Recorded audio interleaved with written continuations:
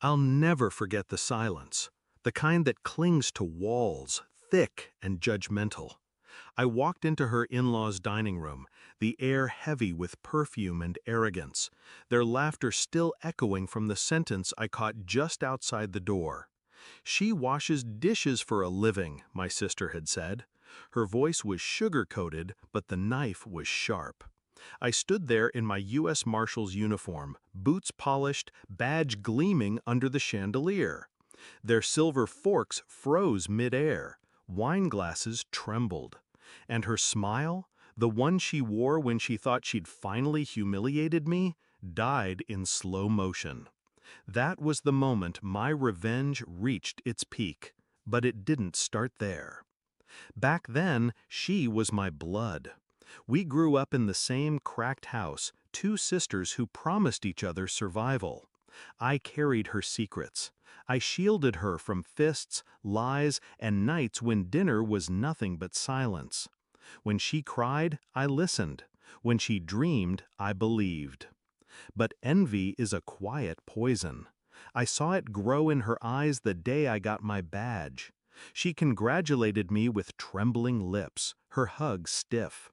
She thought she hid it well. She didn't. At first, I ignored it.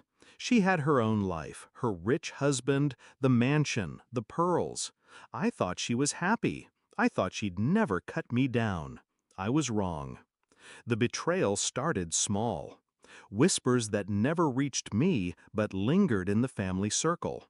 Stories bent into half-truths, twisted until my image cracked. She's obsessed with work. She's cold. She's just ordinary. But then the mask slipped. A neighbor told me she laughed when someone asked if I was baiting. Her? Who'd want her? She barely makes enough to cover rent. I brushed it off. But the evidence stacked. A text I wasn't meant to see, her telling her husband's family I was nothing but a glorified security guard. Her little smirk when she saw me arrive at her parties in plain clothes while she sparkled in gold. That's when I knew.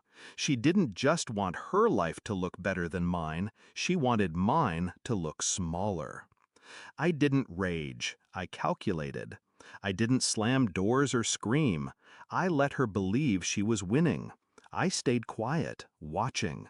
And while she spread lies, I worked. Case after case, night after night. My silence wasn't weakness, it was strategy. I knew her world, her desperate need to impress, her constant hunger for approval from her wealthy in-laws. So I built my plan around that. Let her brag, let her boast, let her spin her fiction. And then let me walk in and tear it apart with a single truth. The opportunity came at her anniversary dinner. She invited me reluctantly, probably because appearances demanded it. Her in-laws were all there, lined up like royalty at a banquet, the chandeliers reflecting in their jewelry. I could feel their eyes on me before I even entered. I lingered outside the door for a moment, and then I heard her, laughing, her voice dripping with mockery. She washes dishes for a living. That's what she does. The table erupted in laughter. Her husband chuckled too. And in that second, something inside me hardened. I stepped in. The room froze. My uniform caught the light. My badge shone like a blade. Boots against marble echoed louder than their laughter ever could.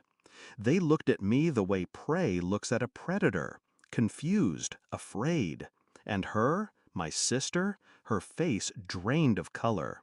She stammered, "What are you doing here dressed like that?" I didn't answer her. I addressed the table. "Forgive me for interrupting. I just got off duty, protecting witnesses, escorting felons, the usual." Their eyes widened. Silver forks clattered against plates. Her father-in-law adjusted his tie, suddenly respectful. Her mother-in-law blinked like she'd swallowed glass. I let the silence stretch, savoring it. Then I turned to my sister. "Funny," I said, calm as steel. "I heard you've been telling people I wash dishes for a living." Her lips parted, but no sound came.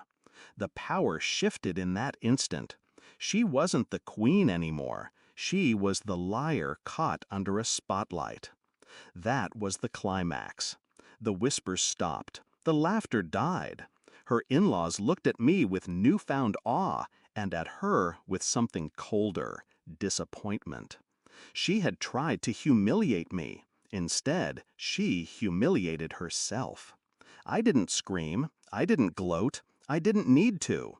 I just stood there, polished and unshakable, the truth doing all the work. Later, when I left, she followed me outside. Her voice cracked, desperate, almost childlike. "Why did you do that to me?" I looked at her, really looked. At the jealousy etched into her features, the envy that had rotted her from the inside out. "I didn't do anything," I told her. "You did this to yourself." And I walked away. Now, when I look back, I don't feel guilt. I gave her enough rope, and she used it to strangle her own reputation. I didn't destroy her. I simply